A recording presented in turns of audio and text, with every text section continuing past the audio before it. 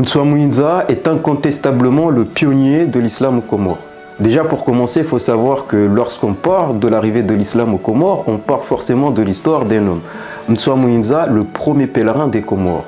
Né dans la région d'Itsanda, Mtswa grandit en Tsaweni dans sa famille maternelle. C'est donc en étant dans son village que Mtswa il va par hasard secourir des gens qui étaient perdus, qui étaient échoués au large de son village. De là, il va connaître un peu plus cette religion, il va connaître un peu plus le prophète de cette religion et il va avoir l'envie d'une part de se convertir à l'islam et d'autre part d'aller à la rencontre de celui qui a amené cette religion. C'est donc dans ce cadre-là qu'il va demander, qu'il va solliciter l'un de ses amis, Febedja Mwambe, pour l'accompagner tout au long du voyage. Arrivé au Yémen, les deux Comoriens, ils apprennent que le prophète est décédé depuis quelque temps, depuis quelques mois, voire quelques années.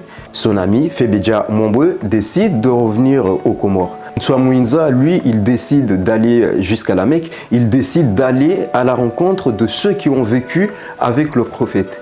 Il arrive malheureusement dans une période de trouble, une période de guerre civile, et il est de fait obligé de revenir chez lui aux Comores. Arrivé dans ce village, il va faire deux choses. Il va d'une part construire une mosquée pour pouvoir prier, mais il va également bâtir la première école coranique pour transmettre cette religion. De là, les personnes vont arriver en Tsaweni pour apprendre cette religion, pour apprendre les pratiques de cette religion.